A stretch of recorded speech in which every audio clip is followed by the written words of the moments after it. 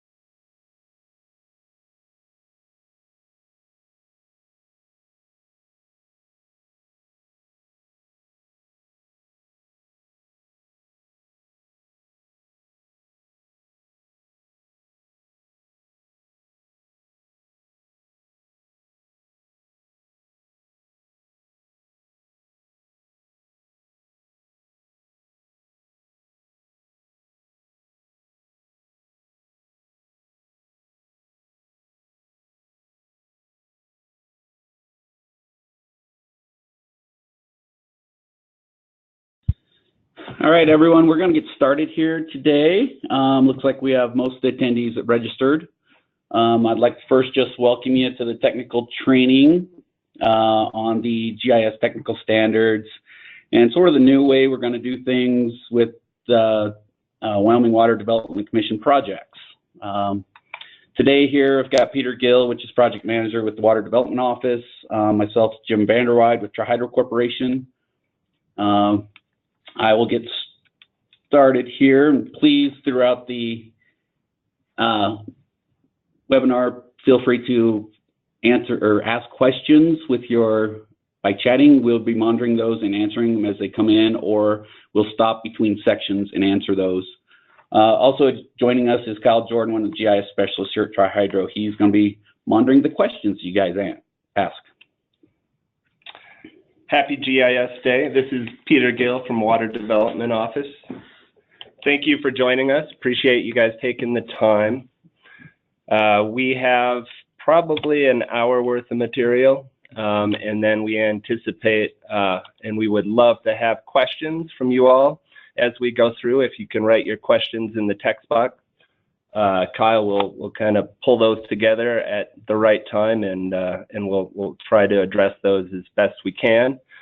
What we have now are draft documents in terms of deliverables on this project, and so we're hoping to get feedback from you all, if not today, in the next week or two, and we'll talk about that a little bit more as we go. Just in terms of big picture, we have always had GIS requirements for our projects, as you all know.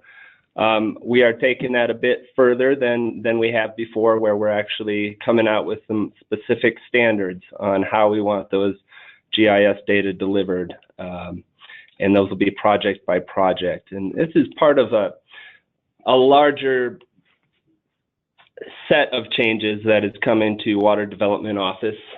Some people might call it a modernization. Other people probably have different words for it than that, but there's a whole kinds of things happening. Our operating criteria changed in October. That's going to change how procurement is done at Water Development Office. Contracting will be different. Timelines will be different. We will be negotiating contracts instead of pre-setting prices on projects. On the project types, at least as far as river basin planning goes, we're getting away from big, thick reports, and we're going to more of a contemporary online information that can inform decision making kind of as needed and as queried. So things are changing a bit, and with all of these changes, there's growing pains. So we need your help making this work and making it work for you, which will help make it work for us. So bear with us and realize it's a work in progress, and over time we're going to be adjusting. So anyway, we've had the pleasure of working with Tri-Hydro to pull this all together, and we think we've got a great start. So I'm going to shut up for most of this and let Jim take it away from here, at least to get us started. Up on screen now, this is just the agenda for the presentation today. So we're going to do a quick project introduction. Peter's just going to give you a little bit of background about this project and why it was put in place and what's coming out of it. And then I'm going to go into a framework plan that has been put together, as well as the GIS standards technical memo. Then we want to address the core data and the base data that we all work with every day on these projects. So that'll be sort of the heart of this new data model and deliverables. The next is the data model and the metadata. We're going to show you what this thing looks like and how to work with this moving forward. And then just address the project deliverables. So all of us that have worked on the development office projects are used to packaging this stuff up, the GIS, all the spatial data, the tables and relation tables and everything, and delivering it.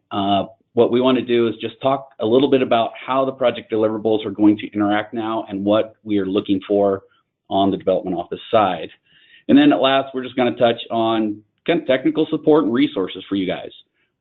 This is not the end of the training by all means. This is just the start of it. So we want to let you know who you can contact to assist with this moving forward, as well as the resources out there and how to get these data model and templates and the things that we're going to show off today. So with that, I'm going to turn over to Peter to just give a quick project introduction. Thanks, Jim. So why are we doing this? What's the problem? One of the biggest issues is the inadequate information. I think some of you know that Genesis in this project is back in building a state mod model for the Bear River Basin, and we kind of got to a point where the data was holding us back from developing that data, and our director Harry Labonde asked us to stop and go back and look at developing the data, and it's time to actually come up with a GIS system, considering the fact that almost all of our projects collect GIS, a GIS that can feed into modeling into the future. And so that's kind of where part of the reason we're pushing this forward. Part of the driver is that building better data and that can feed into long-range water supply planning in the future. There's this lack of consistency.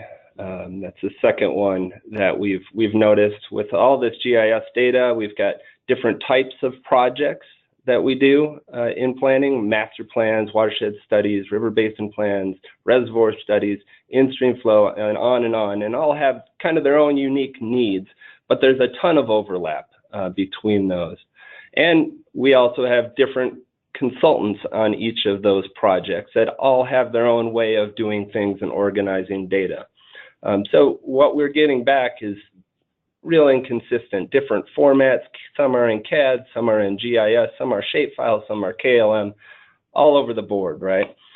And then the last thing, which our commission is really getting on us about, is the cost. And we spend a significant amount of money on the data development side of each of these projects. We did a little analysis on projects in the last 10 years, and we're spending between 35 and 65% of our project budgets on tasks related to data collection. And so that's really significant, especially considering at the end of it, we're often not able to recycle or reuse the data, and the sponsor isn't always able to use the data either. So we had to kind of relook at how that all is working. So what are we trying to do with this? Here's our desired outcomes. So you can help keep us on track by letting us know if we're hitting some of these targets. So we're looking for consistent GIS requirements that provide some clarity to you all, the consultant community, on what we need out of these projects. And so we've developed the technical memo, the framework plan, diagram, some of these other things that Jim's going to go into to help make sure that we're getting consistent data back from our projects. The second one is tools that help us develop the data, but develop credible and focused data, and not just every single piece of data that's out there pulled together and delivered on a disk. We're trying to get away from that. Tri-Hydro's done a great job in putting together some model builder tools that can be used in ArcGIS that will help us streamline some of the data development side of things. We've created some templates that'll help us organize the data, help you all know where the data belongs when you deliver it. And then the final bullet is improve usability and access, and that gets back to consistent metadata delivered with each of these data products, and improving the access, and that comes back obviously on us and water resource data systems to help us get the data out there so that it's more usable and more accessible to you all in the future. And so we'll go into that a little bit as we go here. And I don't want to get into this too much, but basically what we're trying to do is pull together through all of these distributed projects that you all help us with is a statewide water GIS, right? And that would be focused on water products that are usable not only for Water Development Office, but for a number of agencies that we work very closely with. And that's the only one I really want to hit on this slide, is that interagency coordination. We've been working closely with Water Resource Data Systems, WIGISC, State Engineer's Office, DEQ, Game and Fish, and some other folks, to make sure we put together a steering committee, and we've held a number of these meetings to make sure that we're online and on target with what they're doing as well, and so that we're not overlapping. We're removing some duplication, and our formatting is consistent with what their needs are. This plays all into the governor's water strategy as well. So I will move on to the next one. And so finally, the outputs of this project, and these again are still in draft form, but we hope to have them finalized in in December, 1st of December.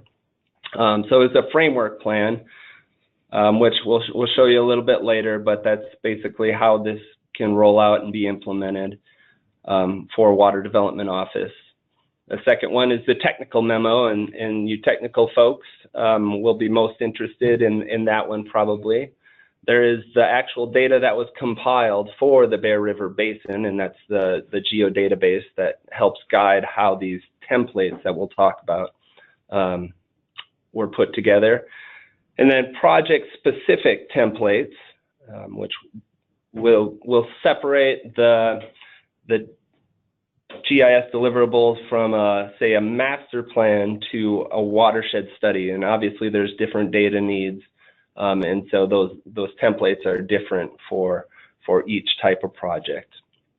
The ePermit spatial conversion tool, which I am pretty excited about, and I think it will streamline a lot of the conversion that we've done historically on our projects where we're pulling water right permit information, trying to understand the water systems in a given watershed or on a district. And then finally, the training. And this is part of that training. We will be recording this and making this available on our website in the future.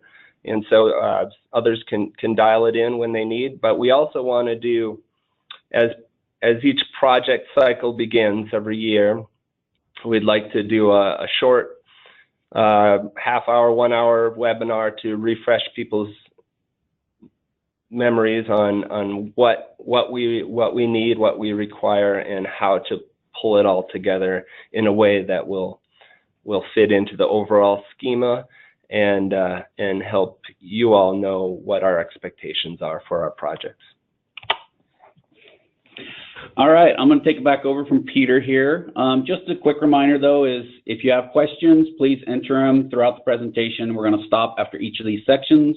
We have roughly 5 sections to go over. I'm going to be switching between the PowerPoint and some actual live demos in GIS, as well as showing the data model off. But we will be monitoring questions. Also, if you're having issues with the video or audio, you can always drop us a quick question or a note that says, hey, we're not having trouble hearing you, or you're going too fast on the presentation. So we'll do our best to accommodate everyone. But let's get started on the framework plan and technical memo. To start out with, I'm not going to go into detail on the framework data plan.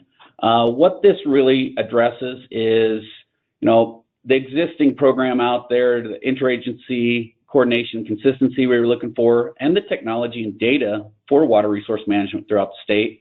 And then the most important here is the implementation of how are we going to implement all of these GIS standards, the new way we want to collect data, manage data long term. How do we give access to people? So what we've done is really outline this implementation within this. As you can see, it was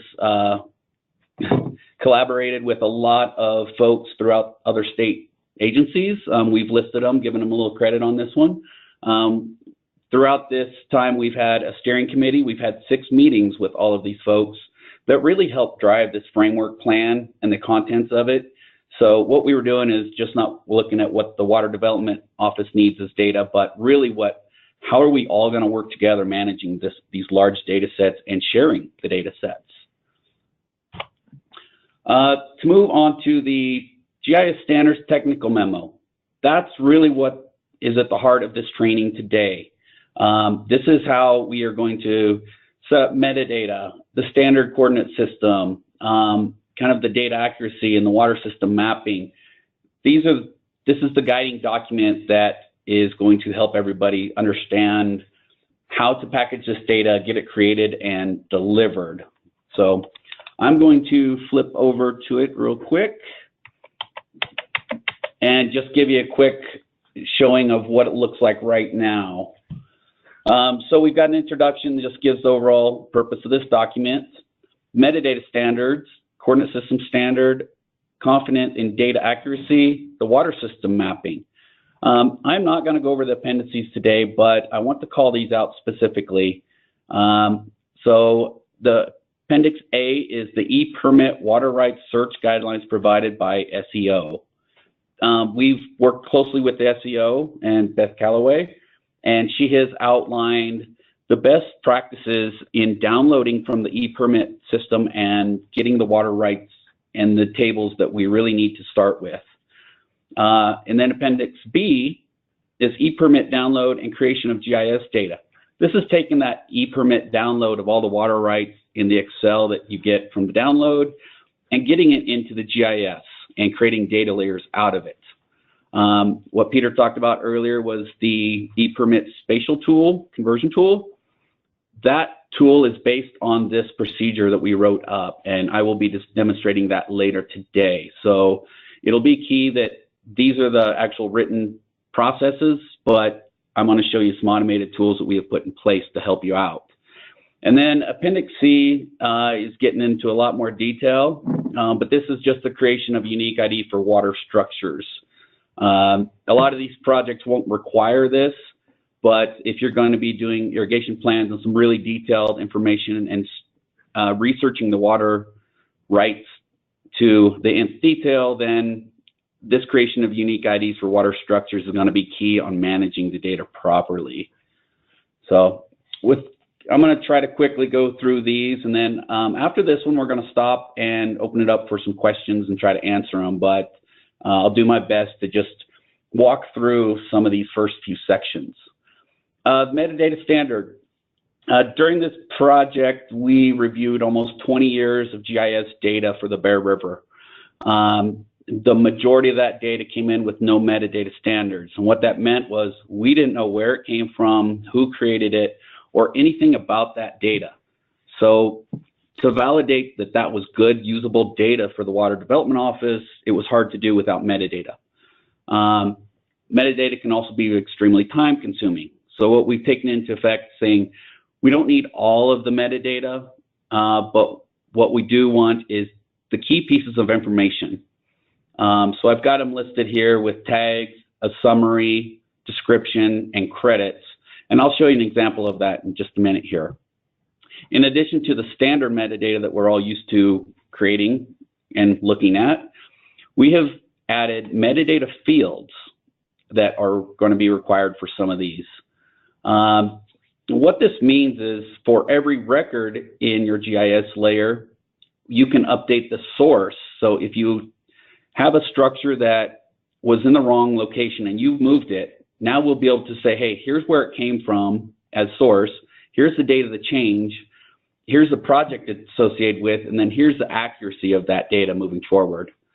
So I'm going to show you an example of this actually in the data schema itself and where these fields lie. But these are going to be key on managing this data and refining data over time. So when the development office receives the data the first time, we'll know where that data came from, who moved it, and the accuracy of it. But if we hand that out to another consultant or contractor and they update it with survey grade data, then we will know who changed it, when it was changed, and everything about that. So these fields are really to refine the data over time and get into that long-term data management. And the horizontal accuracy, we've got these fields, and I'm going to explain that as we get into the data schema and the model and show you how this information can be put into the data so we understand the accuracy.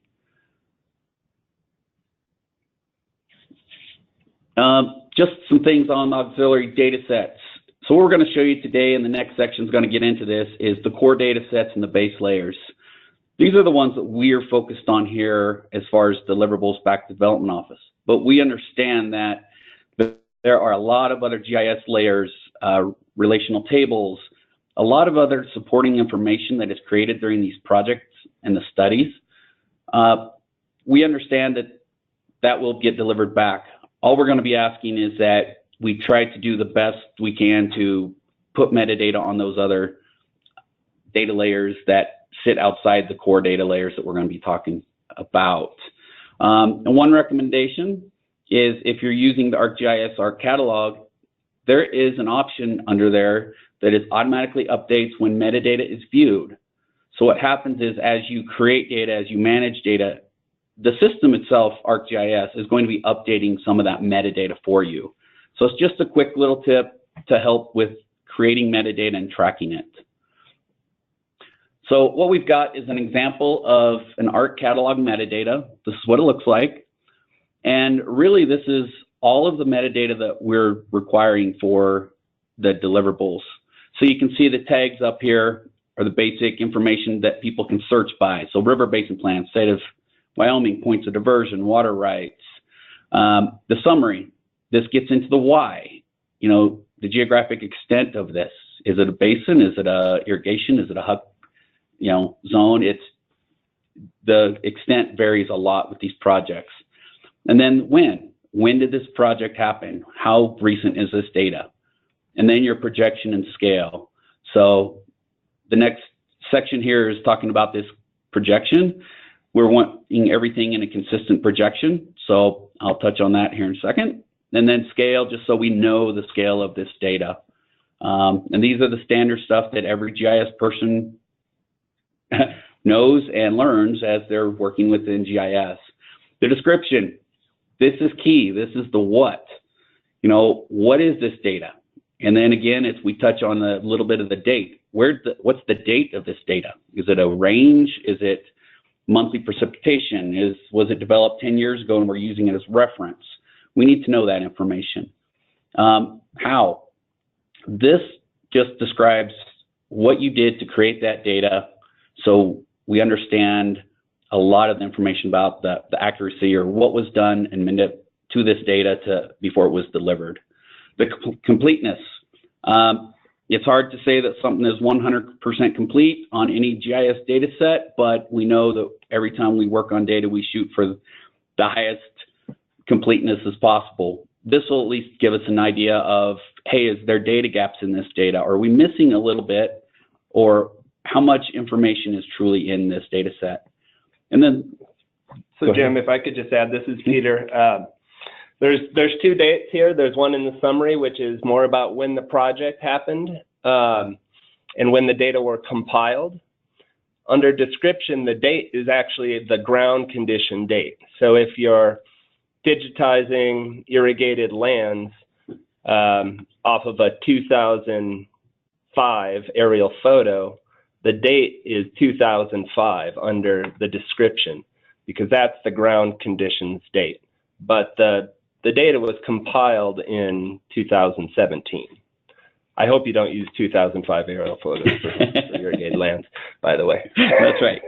So, and one of the things I like about this is it's a simplified requirement for metadata, gets away from the FGDC stuff that we've tried to collect in the past and nobody bothers to do. And I understand why, because I've done a lot of it and it takes forever to do.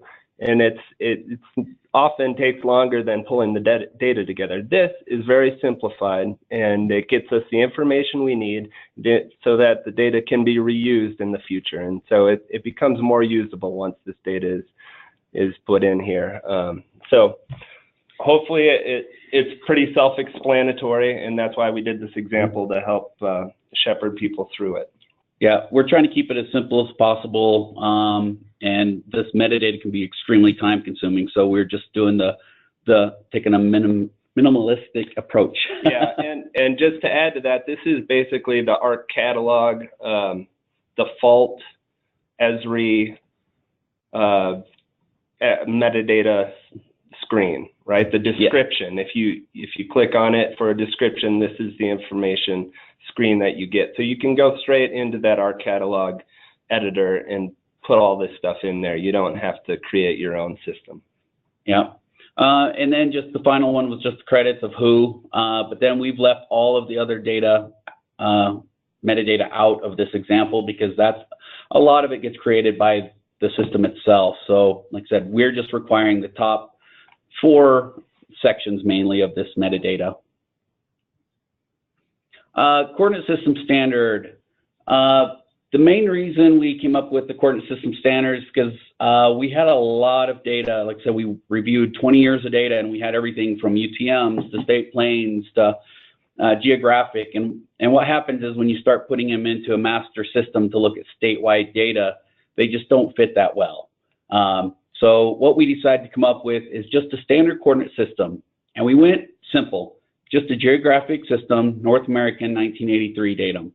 The main reason for this is all of the base layers that we really see are managed by outside entities are already in the geographic 1983 datum. So it just makes it easier to manage the master database by the development office and words to have the same coordinate system. So everything's going to be managed together, line up together. It doesn't make very pretty maps, but the data itself will be there and consistent. Confidence in data accuracy. I'm going to touch on this one a little bit, but I don't want to spend a lot of time on this one.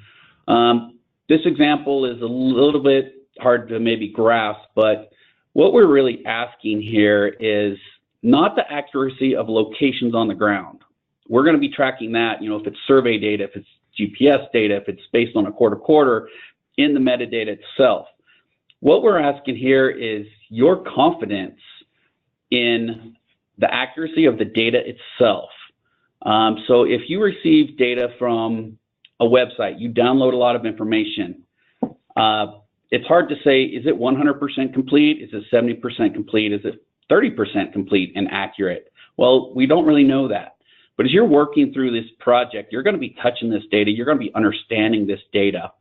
So what we've done here is just given an example of what we would call is confidence in data accuracy. So what we had done here in just this example is we just took these structures, water structures in the Bear River Basin, and said, hey, after we've looked at all of the data, all of the water rights data linked to it, everything we know about the structures sitting in the basin, that we have about a 70% confidence in that data. As you refine it, that's going to go up. And that's the whole point here in long-term data maintenance is, hey, if it's 70% now, we want to be at 90 or 95%. We want to understand where all of our structures are and that the data supporting those structures is accurate. So this will be something that will be available. You can read through. I'm sure we'll get questions on this one. But this is just an example of what we're talking about when we talk about the confidence in the data itself. Because every time I personally have to package data and deliver it to the Water Development Office, I want to be able to say that I'm delivering the best data that I can and that I'm confident that this data is at least 80, 85, 90, 95% accurate. Because once we deliver it, it could be static data, it could be out of date as soon as you deliver it. So you have to take a lot of that into effect. Water system mapping is it is probably one of the more important pieces of this data model. Everything that we start with on all the projects for the Water Development Office really start with the water rights and the mapping of structures and conveyances and all of the water systems itself. It's just not water rights. It's the system itself that we're really looking at. What we've done here is put together a water system mapping, and I'm going to go in a little more detail when we go show you the data scheme itself of how we are taking e-permit water rights and creating GIS layers and then building conveyances in and building all the structures and the other pieces of information that go along with the water system mapping. This procedure right here just touches on the permit water rights that comes down and how they're managed, Aquarius, all the flow data that's available, and conveyance creation. So this is something that you can start with NHD, but a lot of times you have to add ditches, you have to add pipelines. There's other things that go into the conveyance layers that will be created by the consultants in the water community.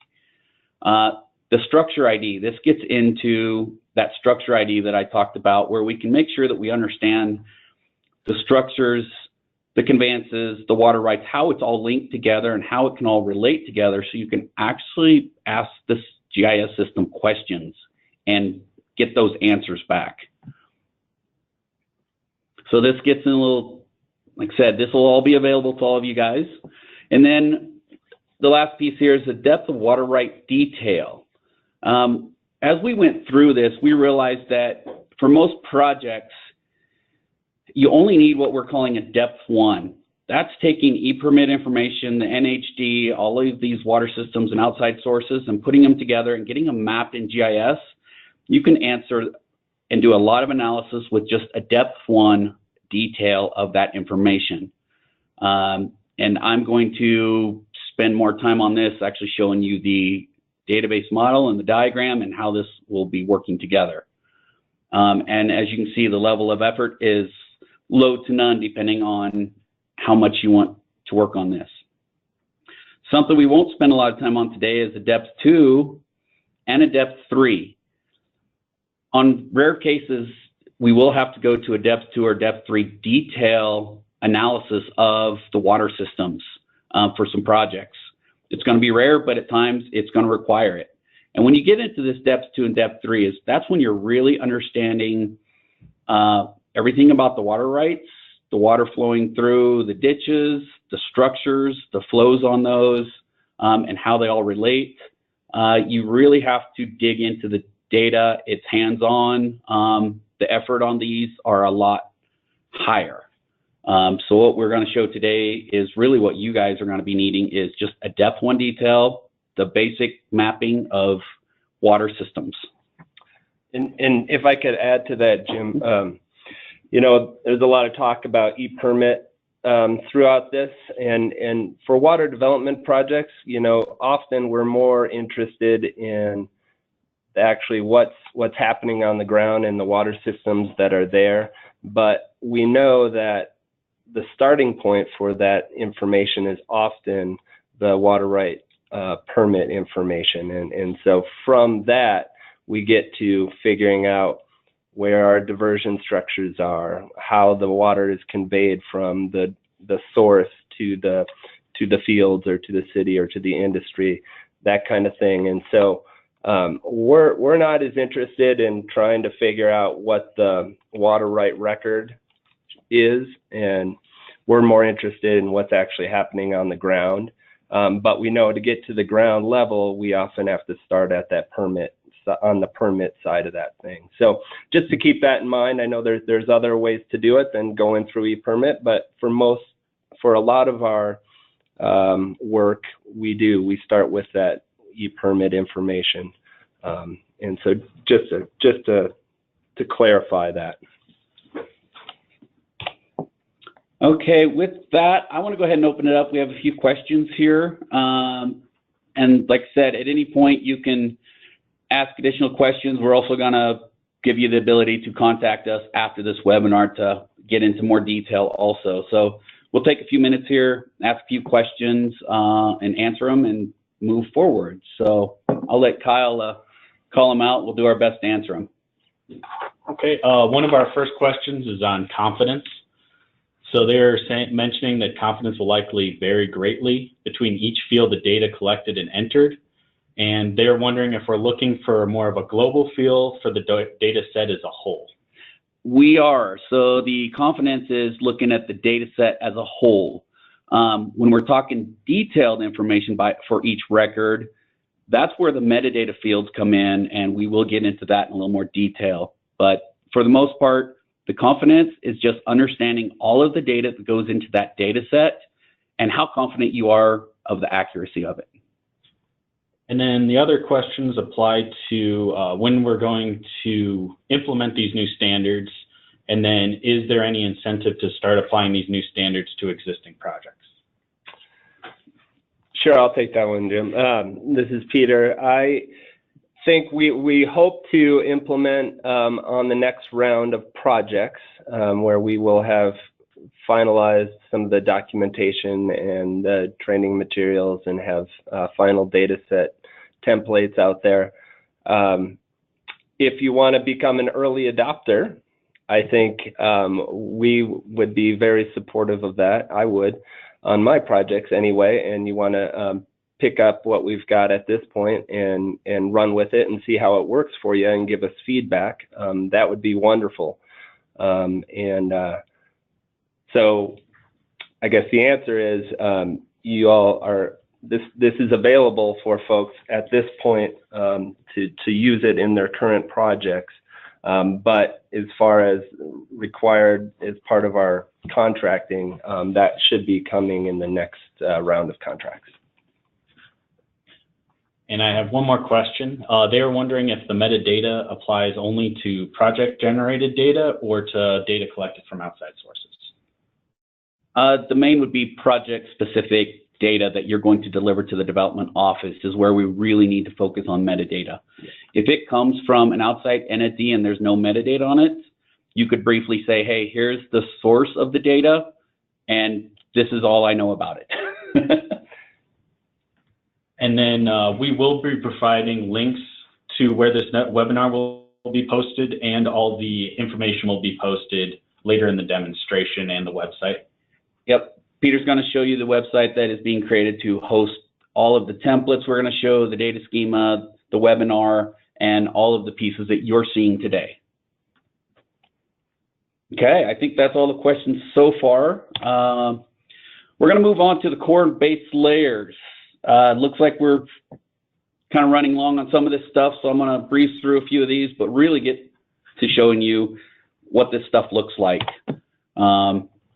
So not going to spend a lot of time here, but core data sets. When we talk core data sets, as we went through this project, looked at 20 years of data, we really looked at what data was provided by outside entities, other agencies, federal agencies, everything else, and then what data is really managed for the development office projects.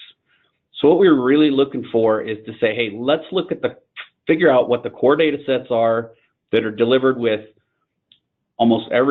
with every project to the development office, and focus on those core data sets, because that's what's going to be managed by the development office and be refined over time and maintained. So when we talk core data sets, I'll show them here in just a second. But what we're doing is we have a master geodatabase that was built as part of this project.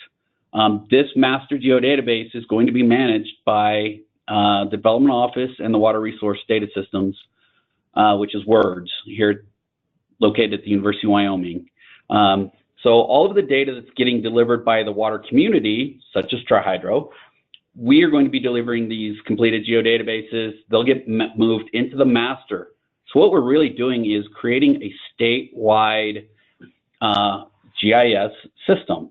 So we can now look at just not basin specific on these core data sets, but statewide, and really building this, what we're calling this statewide GIS system. So, and just to build on what Jim's saying, we're not interested in collecting and managing all the data that's collected for every project. We have very specific data needs depending on the sponsor's requirements and what they're looking for out of the project.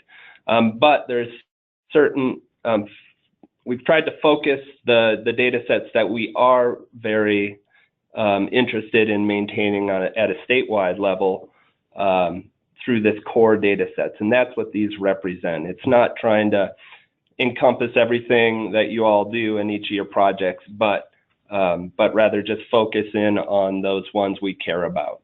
And so Jim's going to show those. Yeah, and that one thing is we know there's going to be a lot of project-specific data that will relate to these core data sets. So we've built in some attributes that will help just link back. If we ever need to go back to that project-specific data set for that feature, we've got some of those attributes built into this system. So we do want to keep that link, but we're, as Peter said, we're not trying to fit everything into one master geodatabase. So with core data sets, here's what we've come up with. Under hydrology, water systems, assessment, and water projects.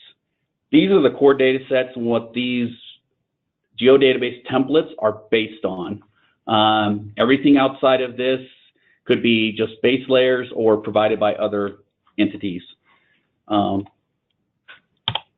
get into this, so this shows a little bit of the different types of projects that are going on. And then we also address, as you can see in here, is hydrology, water rights, irrigated lands.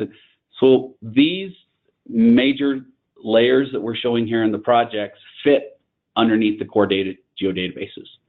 Obviously, you're going to have a lot more data layers than this. Well, and just to clarify, so these are, you know, kind of basically the different themes with each of these types of projects, whether there's a watershed study and we're collecting all kinds of biological, anthropogenic data sets. We're not as interested in all those, but you can see where for each of these projects, they all have their own very specific needs, but there's a lot of crossover. So if you look at the top of the list on each of those, you got hydrology and river basin plans, you got hydrology watershed studies, you got hydrology in-stream flows. You have water right information in almost every one of these. You have different water projects that are identified in each one of these, that kind of thing. Those ones that cross the boundaries of all these different types of projects are the ones we're interested in focusing on. Yeah, and then when we talk core geodatabases, here's just a snapshot of the master database. Here's what the thing looks like on our side as far as development office and within Words. What I'd like to show real quick is the project-specific databases, so geodatabases. So as we showed in that last slide, it's broken out by stream flows, master plan, river basins, and watersheds. As I expand these, you're going to see hydrology, assessment, water projects, water systems on each one of them. So these are blank geodatabases that will be available as you start working on these projects for the development office. So if we go under assessment, you can see that it's different between stream flows and the master plans. So what we've been able to do is take this master geodatabase that we created that will be managed at the higher level at the development office and broken it into the project specific. And these are the geodatabases that will be expected to be filled out and delivered back with metadata and the right projection and everything else. We've set up a lot of this for you. There's a lot of relate tables. It's already set up for you. So as you create data, we'll be just populating this. And that's the main purpose of this, is to populate these project-specific geodatabases. We'll merge them into the master within Words and as it's hosted, and then we'll start building statewide GIS layers. And Jim, just to kind of keep going with that, so we have a template for in-stream flows. We have one for master plans.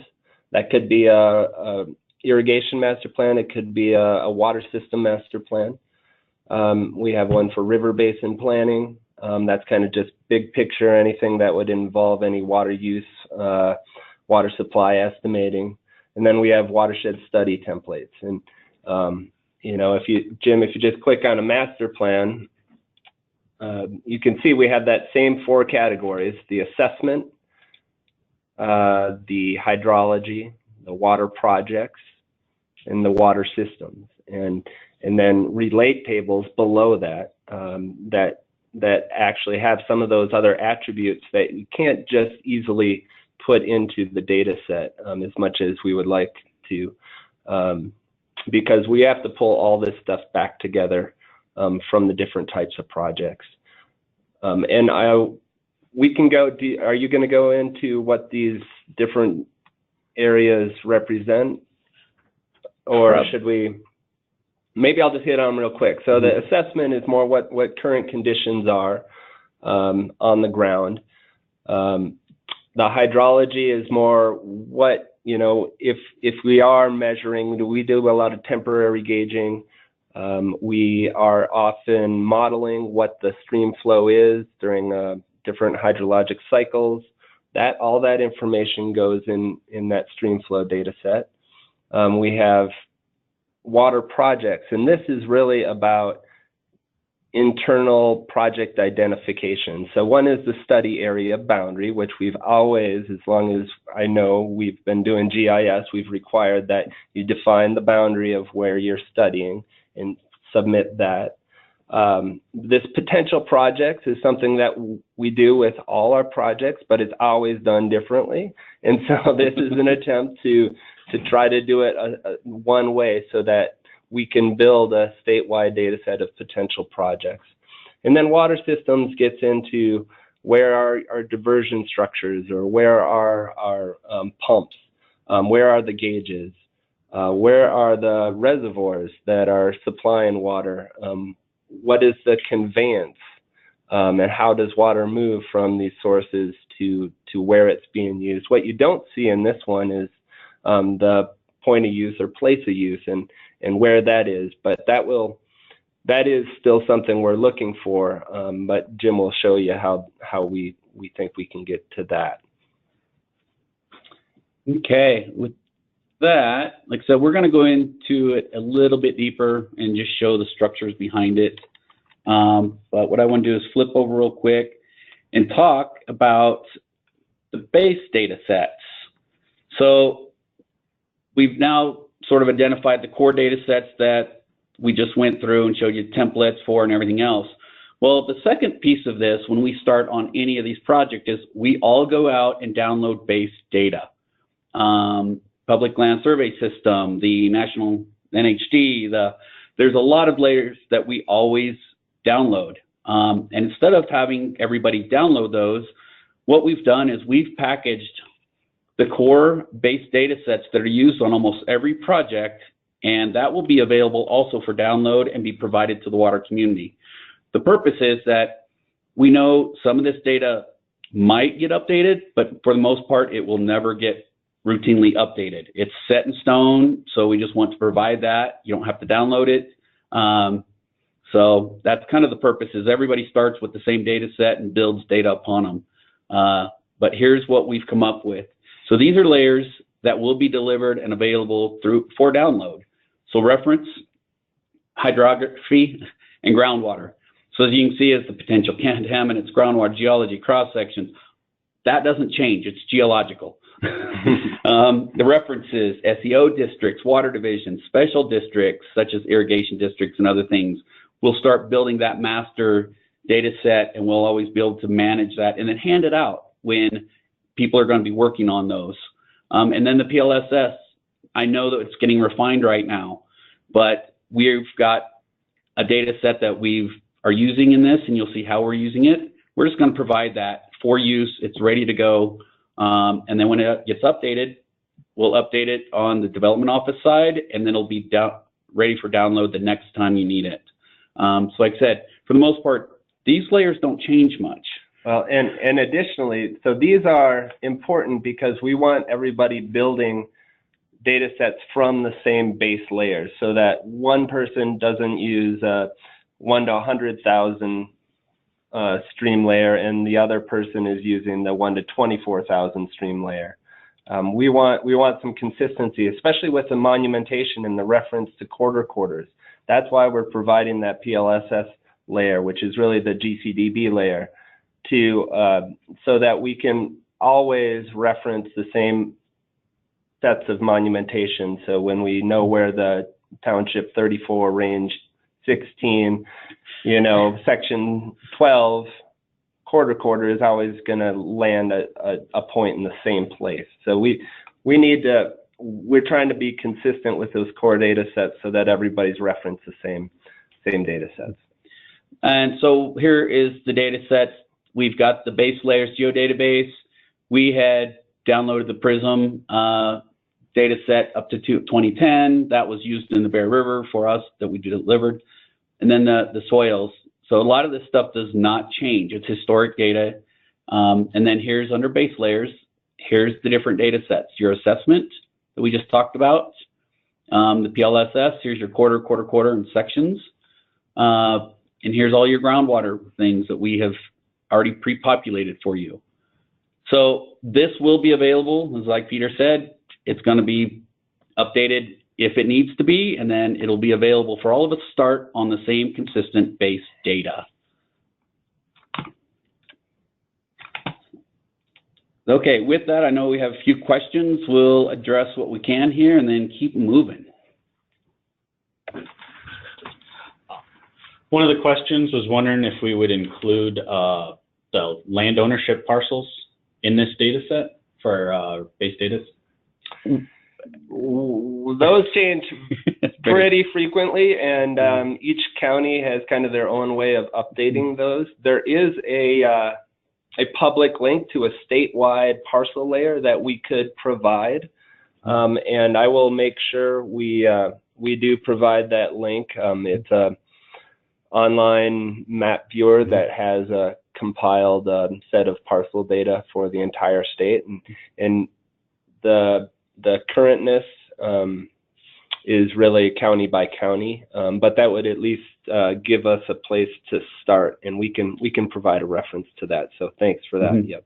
Yeah, and on the other side, there is the federal ownership map that Wyoming does have, and we could provide that with the base layer because that doesn't change. That shows all federal lands.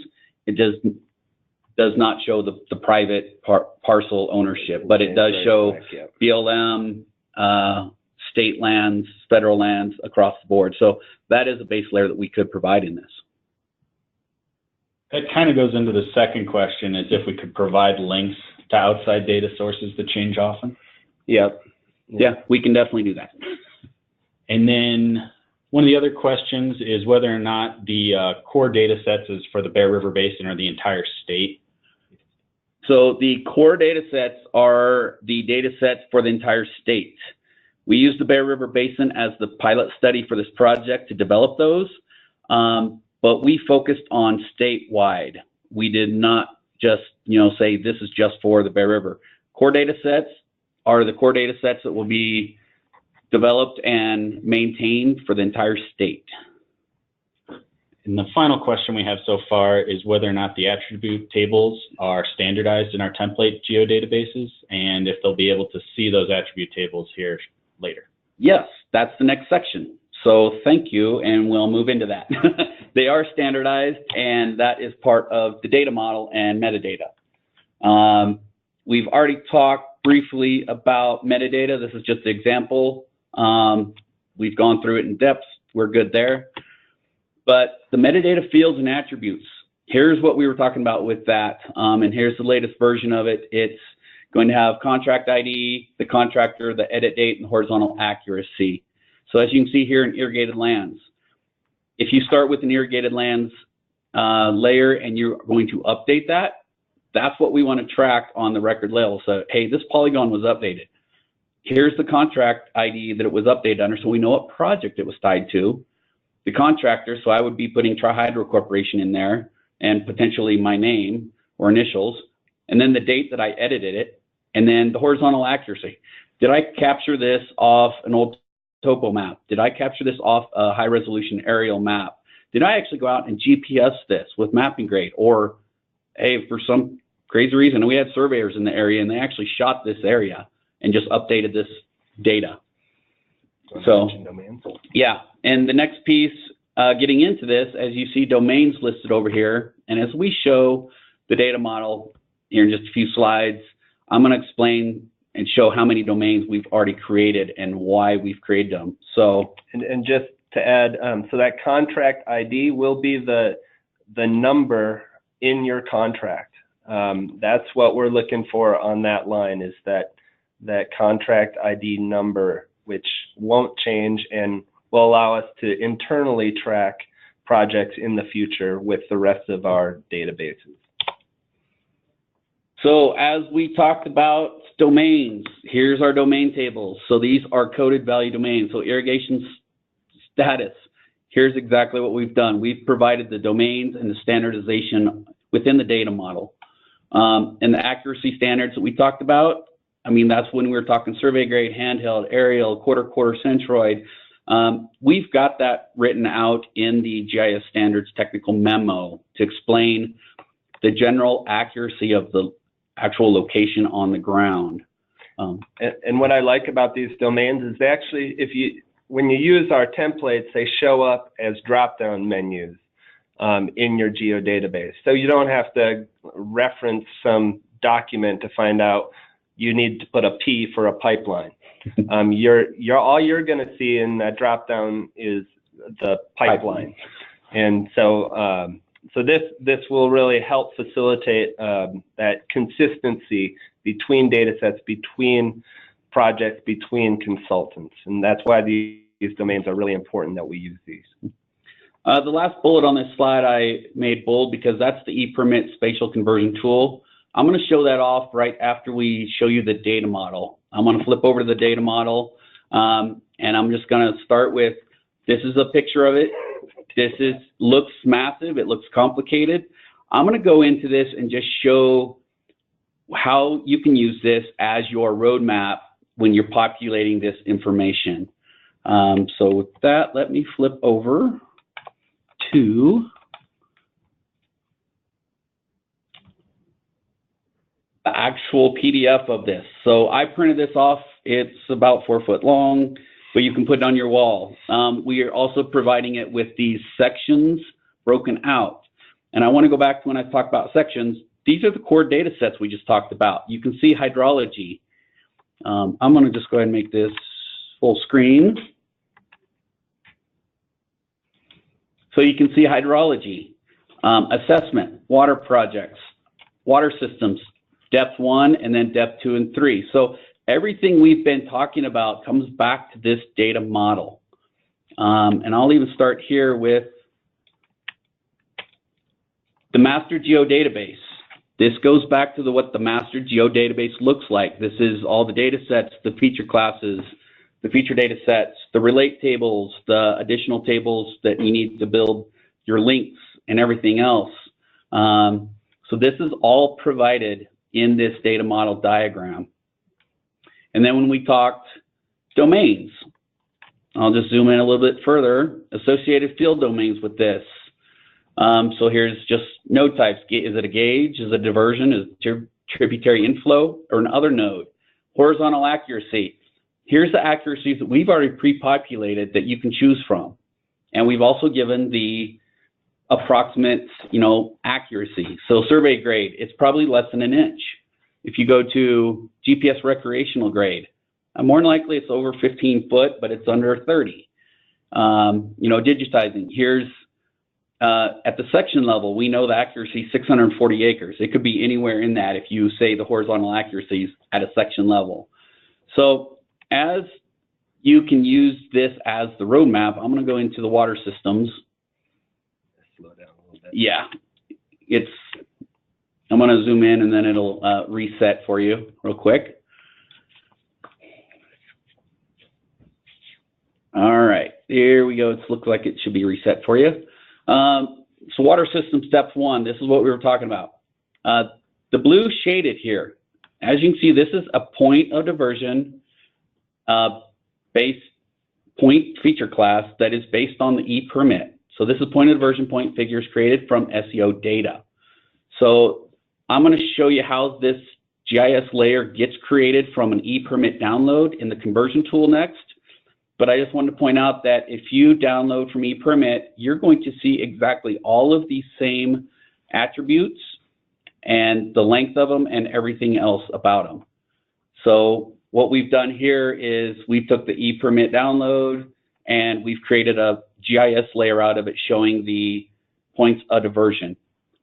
And if we follow some of these lines, now we have a link table that is provided that links the water right number, which is basically your permit number tracking, to the point of use polygons permit number.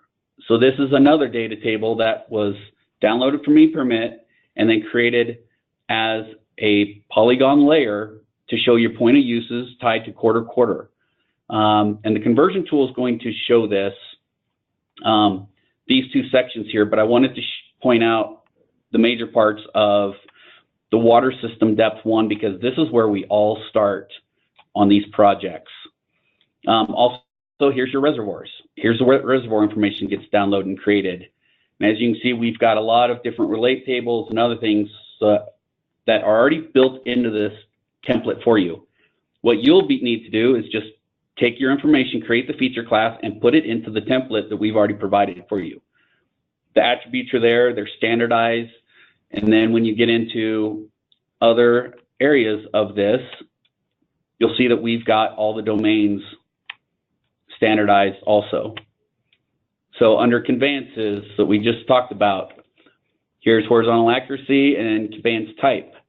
So you can see all of the different type structures, horizontal accuracies, and a lot of other field domains that are already populated in this conveyance type. So pipeline, ditch, open, exactly what I've shown you on the slides before. I want to mention that over here is the description. Oh yeah, and we've also gone through and put field descriptions on everything. So who created the conveyance, the type, has the conveyance been verified, yes or no? I mean, we have gone through and lined out and given you information on every attribute that you're going to put in and what we expect to see in there. So, and here's some other stuff here's some fields that aren't required for depth 1, but when you go to the depth 2, depth 3 analysis, then we would require it. So we've really called out what you would be expected to be filled out, populated in the geodatabase templates. And this diagram right here is truly your roadmap for that. So I'm sure there's going to be some questions on this. If you're a GIS user, you've seen these before. Everybody's seen these. Esri produces these for almost every type of GIS application you can imagine, utilities, everything else. So we provided the same standardized, industry standard look and feel of this that can be used. Do you want to talk about the creation of the linking tables and how those are intended to come together? Or we can touch on it real quick. Put that in the technical. We'll put it in the technical memo also. But as you can see, that this was the reservoir feature class up here. Here's a relationship class that's built, and you can see that it's linking the permanent ID to just the water rights table to the permanent ID. And it also has the water right number in here, which links you back to all of this other information, points of diversion, everything else. So the relationship classes and relate links, like I said, as you populate, these are already built into the system. So if you put reservoirs in, you populate it, and you have your reservoir to SEO water rights data table, that link is built in. And these are all standardized attributes, names, and created. The table structure is built in, but you'll still need to go in and put in and manually create those linkages, right? Between what a water right is and what the ID was for the NHD reservoir. Yes, some of those links you will be manually putting in to create those. The link is there, but the data itself is not. That is the data creation side of it. So, okay, well, this is, I'm sure, going to spur a lot of questions, and what I'd like to do is show the ePermit tool right now, and just show you how water systems and point of use and points of diversions are created with this tool that is going to be available. After that, we'll take a long, probably few minutes to go over questions, because this is really the heart of the information and what is expected in project deliverables.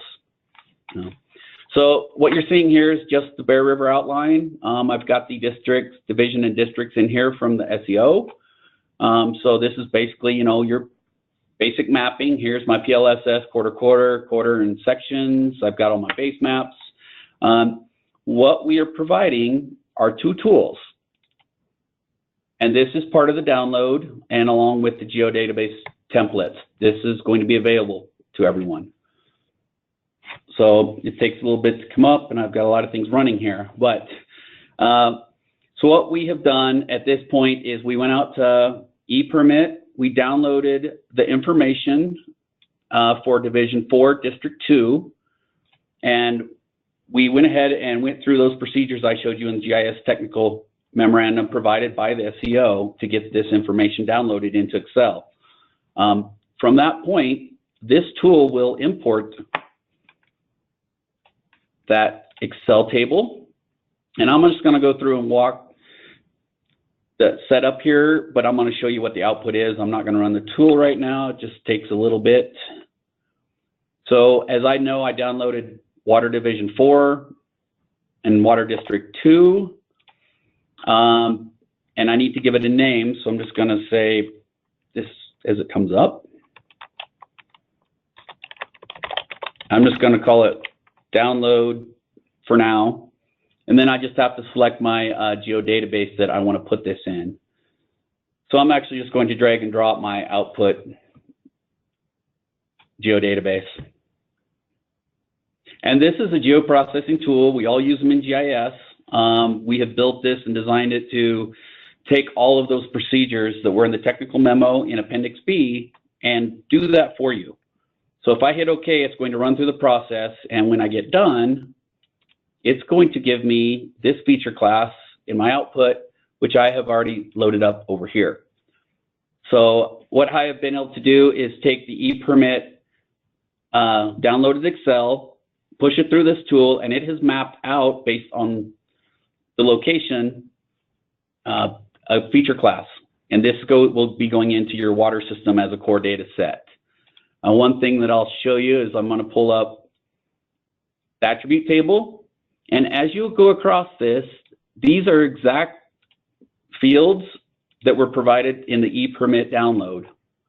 So here's the names, here's the facility structures. This is what everybody's used to seeing, the quarter. This is the full complete set. One thing I do want to point out is that 645 of these locations had a lat long and they were mapped. Well, we could be missing additional information. So what I'm going to do is say, oh, I have a table associated with this feature class. Let me drag and drop it into my GIS and open it. There's 840 water right records that came from ePermit. So this is the full Excel just brought into GIS. So you can quickly see that not all the points of diversions had lat longs, and you know, you can relate it back and you can start researching which ones didn't show up, and those are the ones you need to fix. So what we've really done here is provide a tool to take the ePermit downloads, get them into GIS layers so you have a good starting point to start researching this. The next tool that is here is similar. It also takes the ePermit download, but it takes the point of use information. And I'll just show the tool off. I'm not going to load it all up, but I want to point out at the very bottom, the last three inputs are your section, quarter, and quarter, and which I have already over here. These layers are going to be provided by Development Office, available for download. Under that base data set. Under the base data set. So that's provided. Your inputs up here are going to be provided from your ePermit download, same as I just showed you. Go ahead. And those three data sets, that PLS data sets, are important because that's what geolocates this point of use information. And so that's why we've provided those data sets, so it's a standardized location tool that feeds into this so that we always get those consistent results. So I'm not going to run that one either, but I want to show it off. So what you'll be able to see, and let me just shut off my NHD flow lines, and I'll zoom into an area here. So now we've got our points of diversions mapped, and then tied down to the quarter, or whatever it is. Now your point of use is also mapped. At any point, if you click on your point of use, here's all of the water rights information tied to that location I just clicked. So you can see that it's tied in here. You can also click on the points of diversion and get the water right information tied to that. So these two tools will get your ePermit downloads into GIS, so you have a good starting point to start any of these projects that you're working on for the Development Office. Jim, does this tool, can I ask, on the point of diversion layer, there was about 200 that didn't show up. Did we filter in this tool the expired, canceled, etc. permits? Yes, so we've gone through and done the initial cleanup. So what you're seeing here are the valid water rights, or adjudicated or partially adjudicated. Okay. Correct? Yes. Okay. All the expired, anything else comes out. We include it in the table because we want a one-to-one match from ePermit into a GIS table, so you've got all of the records. But through the download processes and everything else that we've outlined in the GIS Standards Technical Memo, we narrowed down the focus so we get rid of the water rights and the records that you do not need to look at or review. So this is a good starting point for any project to get your first GIS layers, your points of diversion, and your point of use mapped. And then from there, it's refine it, manually look at it, do analysis on it. But this is one of the main things that we were able to do because we standardized the core data sets and we standardized the data model. Because of that standardized, now we can build tools that can take this outside information and populate those core data sets and start building consistent statewide data. Okay, with that, I'm going to flip back here.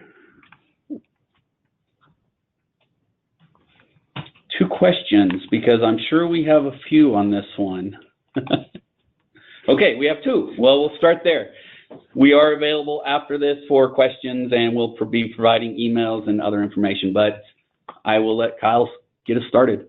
One of the questions was whether or not we were building a standard symbology to use. We are not.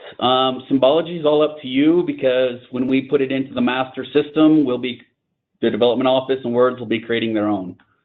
We don't need standardized display. We just are really focused on standardized attributes, feature classes, data sets, and the structure itself. And the next question is, how would we deal with errors in external data sets? They noticed an error on a most recent NHD project, and they're wondering if the WDC will be able to have a way of correcting those or sending them out to the source data sets and having them corrected. Well, so we can't correct everyone's data, but we can focus on at least getting the water system data to a point where we can make sure it's credible and it builds on itself over time. One of the things with the NHD data set that the question might be addressing is that we did just receive recommendation from our commission to help fund the improvement or the refinement of the NHD layer to NHD high resolution plus, which we certainly would like to know when there are issues and problems with that data set, so that we can make sure and get those corrections to YGISC, who stewards that NHD data set. But we will be working on that in the next year or two to actually refine that NHD data set for basically for everyone's use. And as we update that, we'll certainly bring that into this. But as far as trying to fix some of the federal and other state data sets, we're not going to try and tackle that here. It's going to be hard enough to get our head around all this at this point, but maybe in the future. Yeah, from a GIS specialist standpoint, if I run across some major errors, I typically would go back to the source of the data, so the federal agency that provided it or whoever maintains that data set if it's outside of these core data sets. Okay, I think we have another question, or a few more came up. Yeah, we have a question on how often the data sets will be updated. Which data sets? The base layers will be rarely updated. The PLSS one is typically the only one that will be updated over time.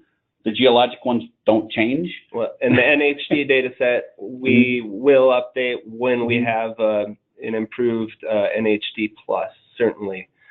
The groundwater data sets are all coming from our river basin, or groundwater river basin plan data sets that WSGS and USGS put together.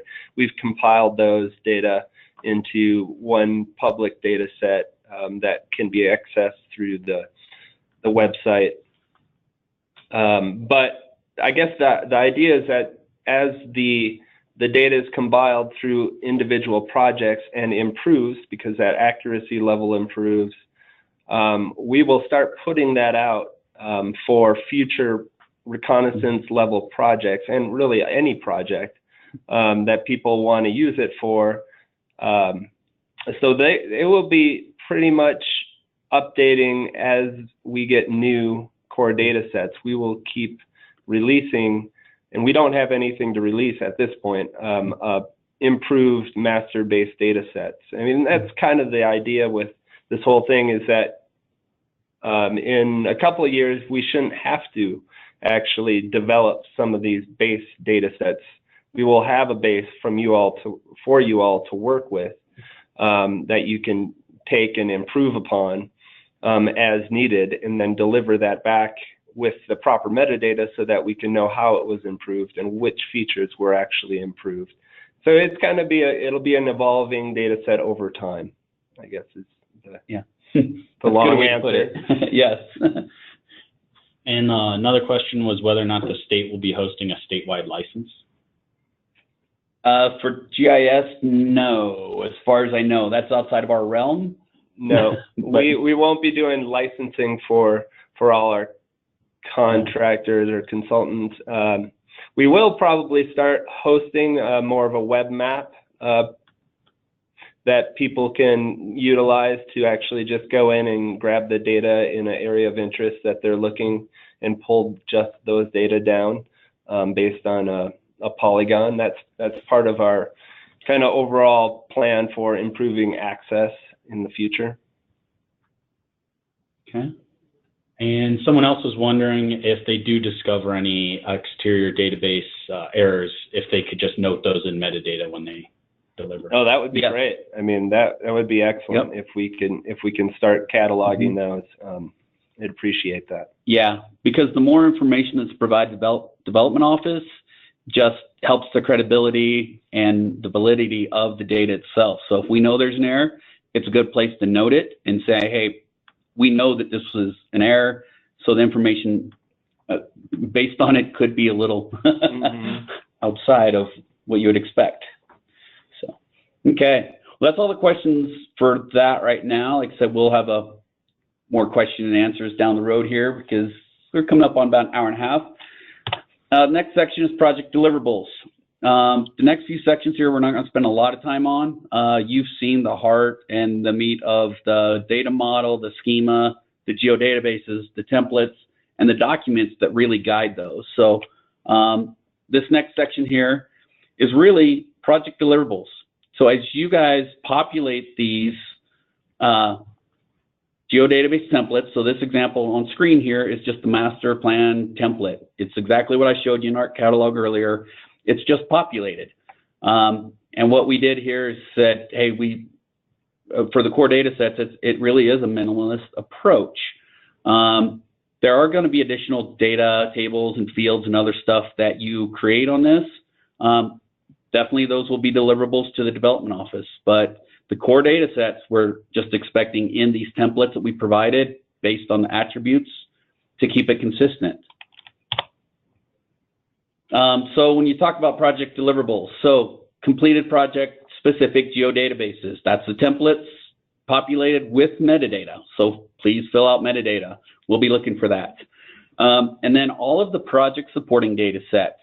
Like I said, we know there's going to be a lot of other data sets that come along with these projects to support the reports. Well, do your best to provide metadata on those other supporting data sets, and you can provide them in geodatabase format because it's preferred, it's easier to work with on our side, but any other GIS formats are accepted. So shape files and some of those other formats will be accepted for the project specific. If it's based on our template, though, it will be a geodatabase, and it'll be, it's lined out through the data schema and the model. The one big note here, we do not need the base layers back. Those are free for download. We'll be updating them from our side. It should flow to the water community.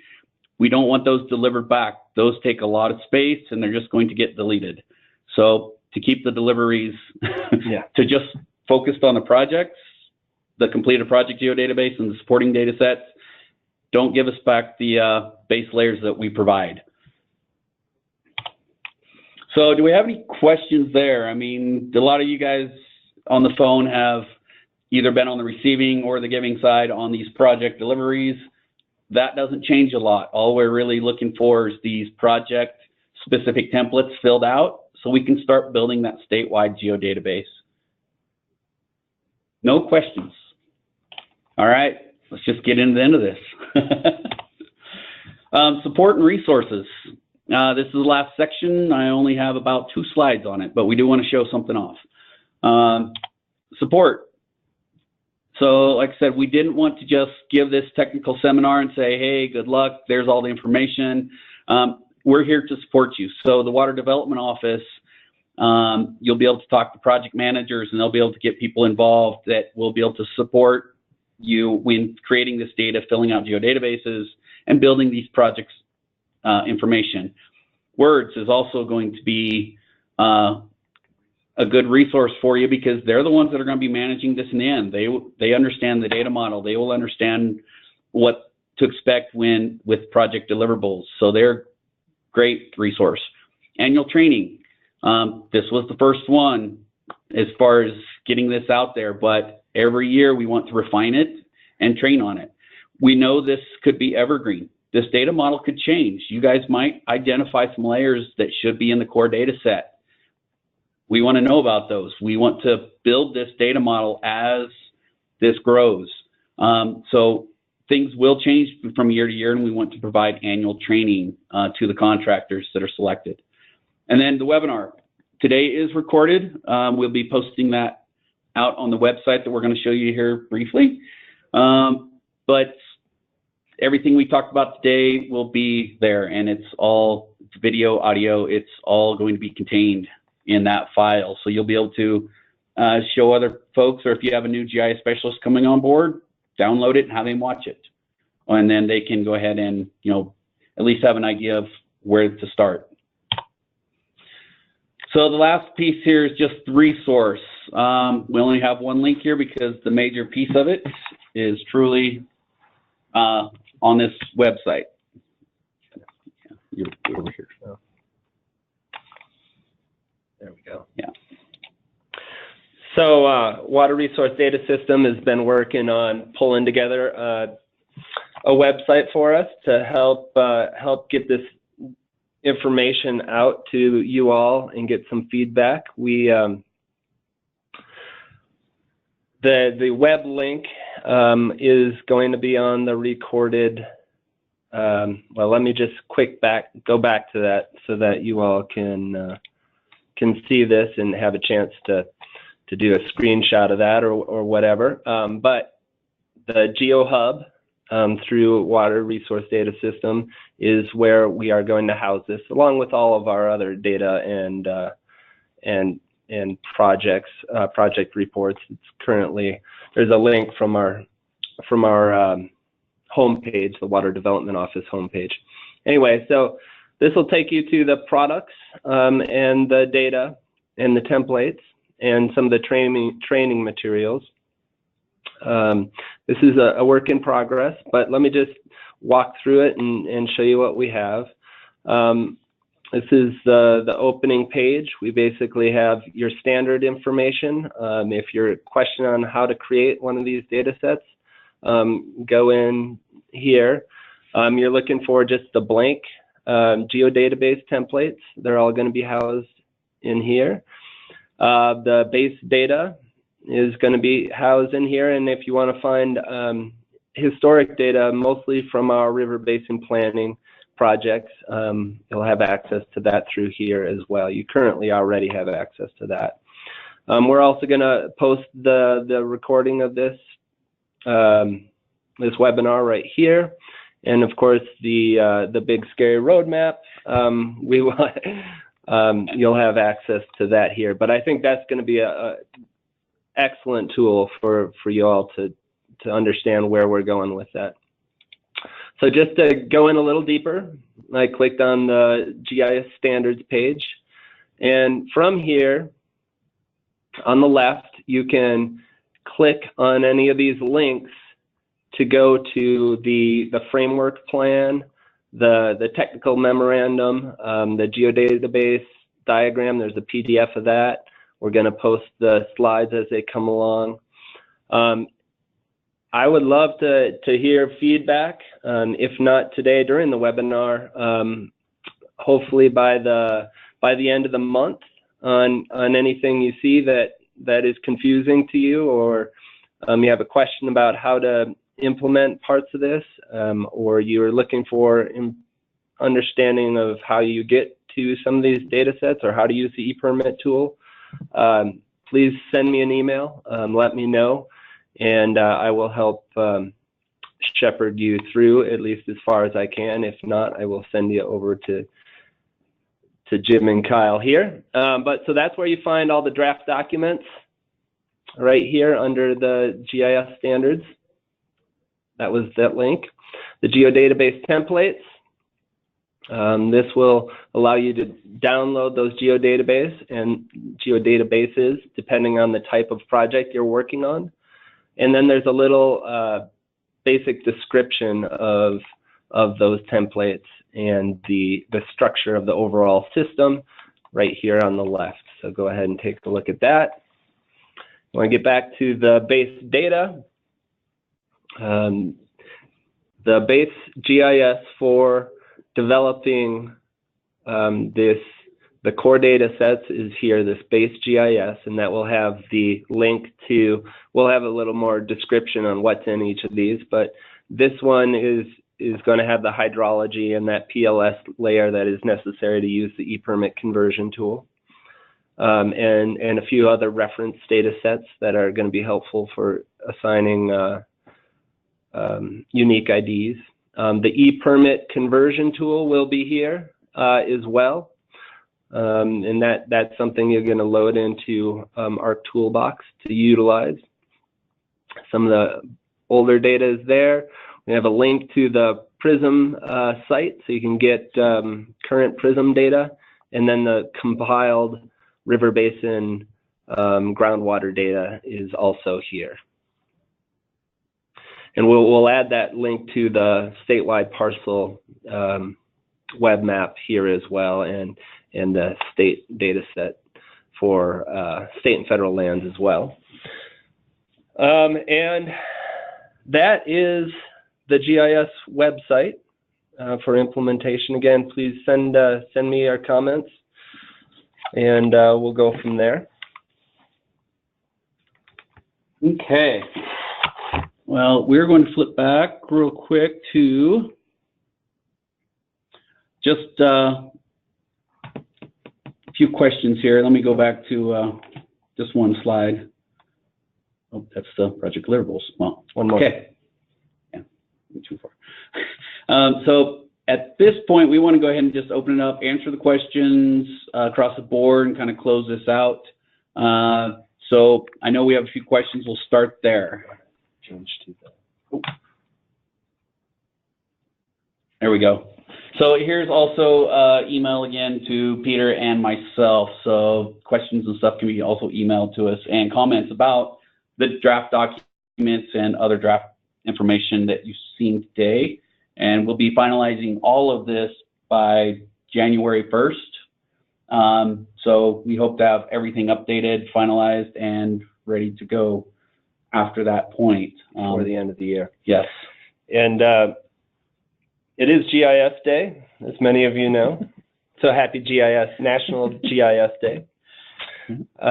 Actually, if any of you want to get credits for this, I can provide certificate of participation certificates if you email me, and there's my email address for being part of this GIS Day event.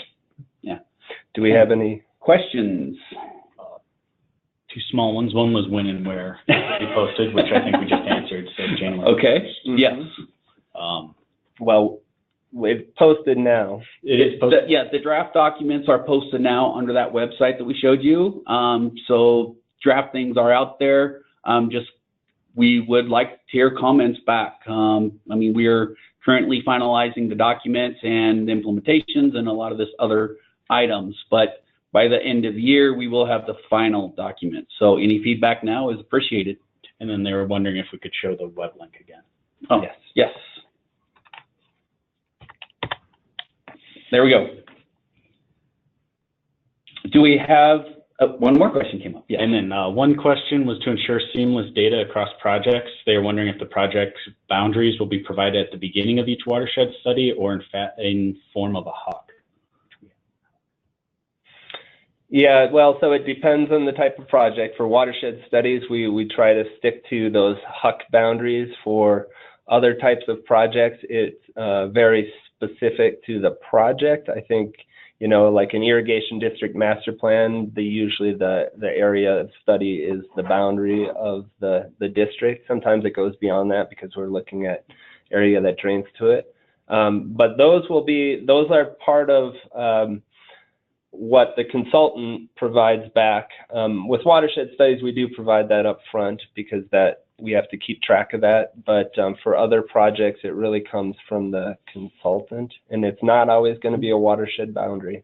It could be city boundary, irrigation district boundary, any other special districts should be provided back to the Water Development Office. Mm-hmm. Okay, that's all the questions. We'll stay online here just a minute or so, but that is presentation, the technical talk today. We definitely appreciate your guys' time. We had a good turnout, but if you've got feedback, comments, anything else, please contact Peter or myself. We're glad to help. And last page. Yeah, those are email addresses. Yep. And if no other questions, then you guys can start. We get a thank you. You're welcome. Thanks for participating. Appreciate you taking the time. And we'll stay on just about another minute if anybody else has questions. But if not, thank you for your time today. And you can start logging off.